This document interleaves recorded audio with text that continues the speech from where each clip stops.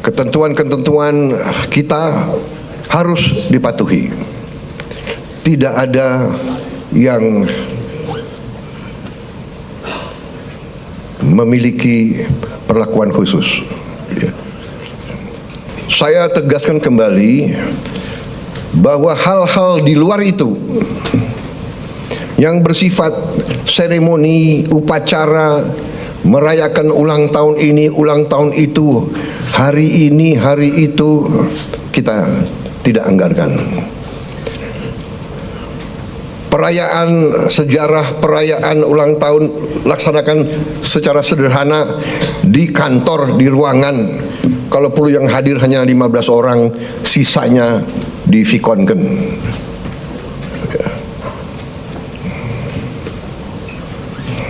Perjalanan dinas dikurangi. Saya potong setengah. Dengan setengah kita bisa menghemat 20 triliun lebih. Kalau kita hitung 20 triliun, berapa puluh ribu sekolah, gedung sekolah bisa kita perbaiki.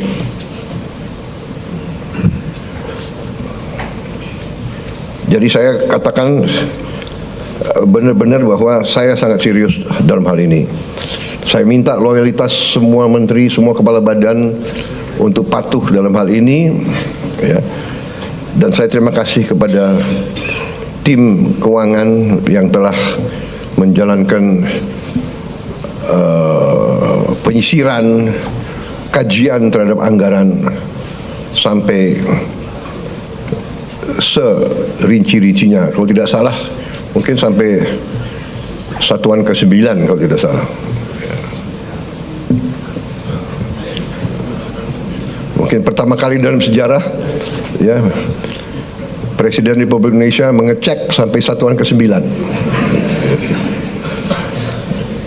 Jadi saudara-saudara pun mungkin tidak tahu anggaran-anggaran tersebut, ya. Karena kita sudah lama jadi orang Indonesia. Jadi, tapi ini saya kira sesuatu yang membanggakan. Dengan demikian kita bisa bekerja dengan sangat cepat. Saudara-saudara, program makan bergizi kita berjalan. Alhamdulillah, kita telah luncurkan tanggal 6 Januari yang lalu. Sampai sekarang berhasil melayani 650.000 anak-anak kita di 31 provinsi.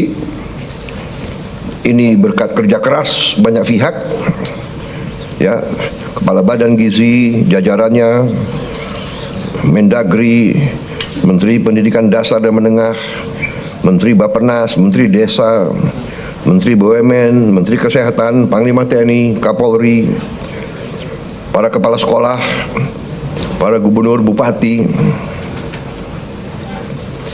tentunya Menteri Keuangan. Dan untuk Januari sampai April 2025, program ini sasarannya adalah 3 juta anak. Bulan April sampai Agustus 2025 akan menuju 6 juta anak. September kita harapkan 15 juta anak. Dan akhir 2025 target kita adalah semua anak-anak Indonesia bisa dapat makanan bergizi.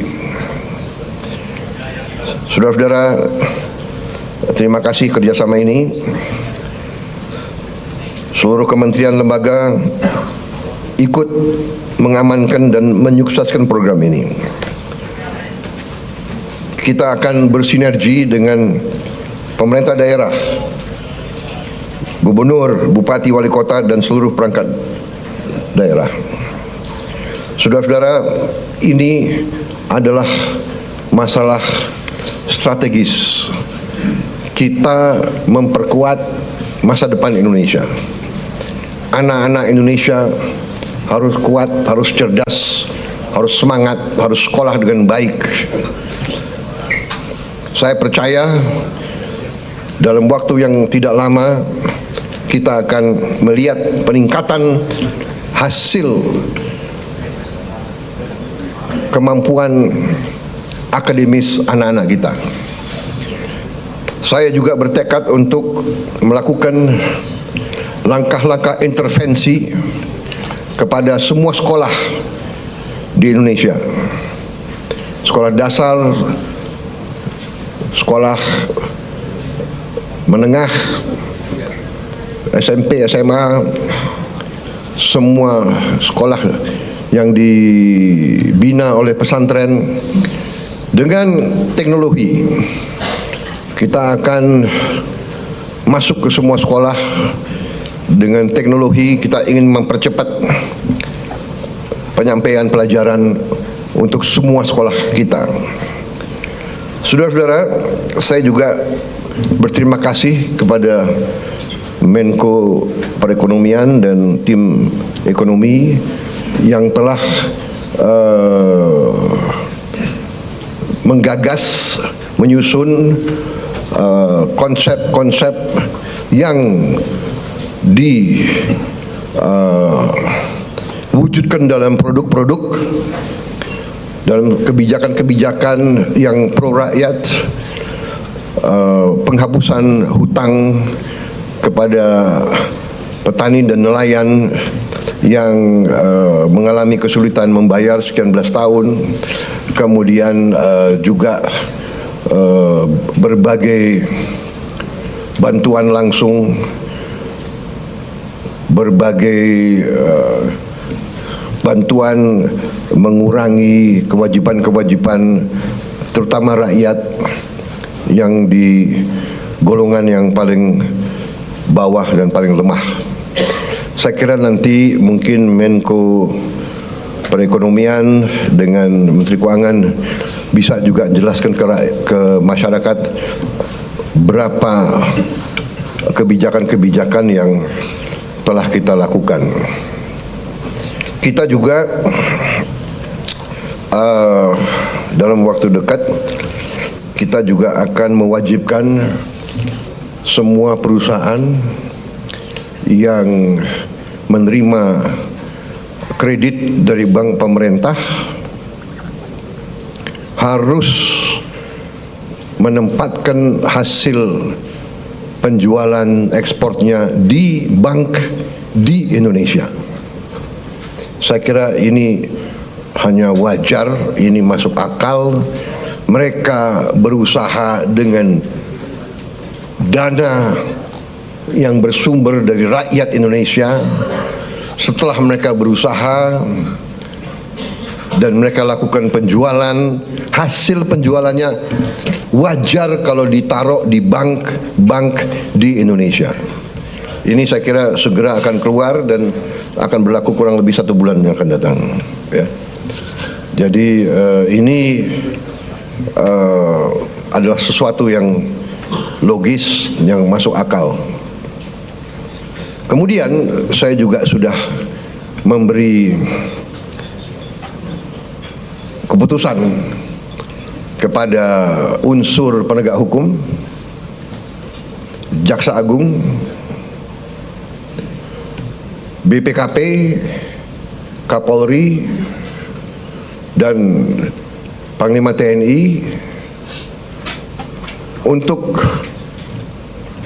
menegakkan hukum dan aturan khususnya bagi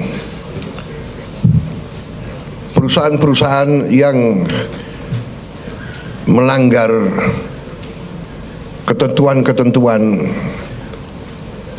pertanahan dan hutan. Ketentuan-ketentuan kita harus dipatuhi. Tidak ada yang memiliki perlakuan khusus. Bagi mereka yang sudah diberi kesempatan berkali-kali untuk menyelesaikan kewajiban-kewajibannya dan tidak melakukan, ya pemerintah akan melaksanakan kewajibannya mencabut izin dan menguasai kembali lahan-lahan tersebut. Apalagi lahan-lahan itu adalah hutan lindung dan sebagainya. Jadi ini juga langkah yang akan kita laksanakan.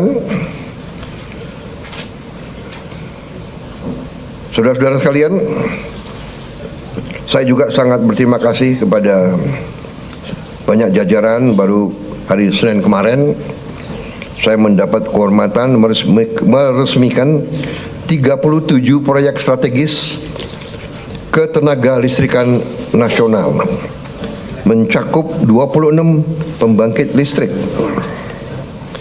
dengan kapasitas total 3,2 gigawatt serta 11 jaringan transmisi dan gardu induk di 18 provinsi. Sebagian besar dari pembangkit listrik ini adalah energi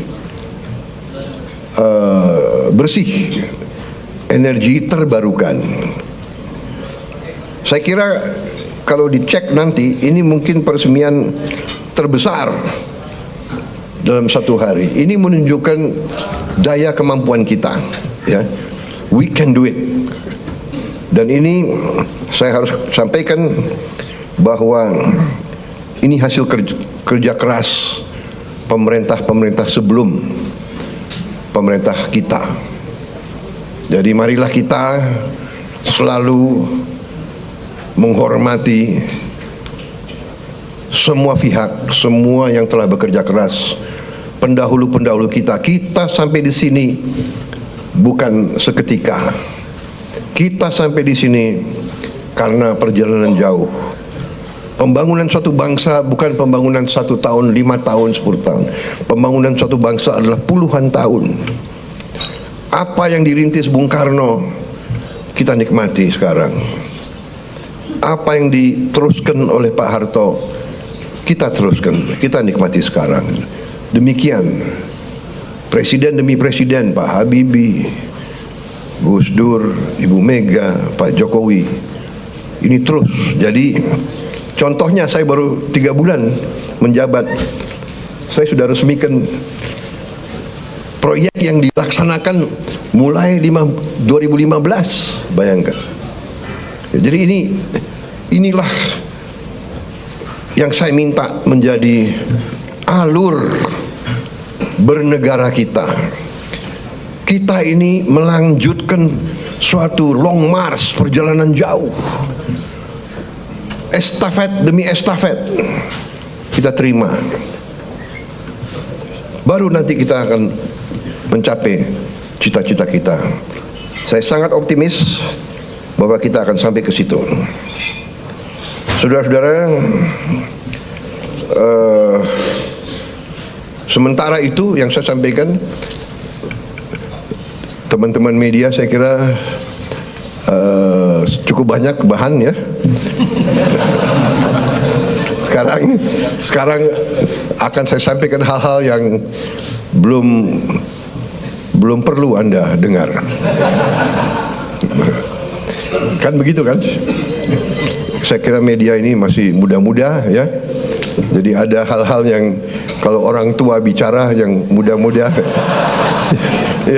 yang muda-muda, anak-anak biasanya tunggu di luar. Kan begitu kan? Ya. Terima kasih sementara. Ya.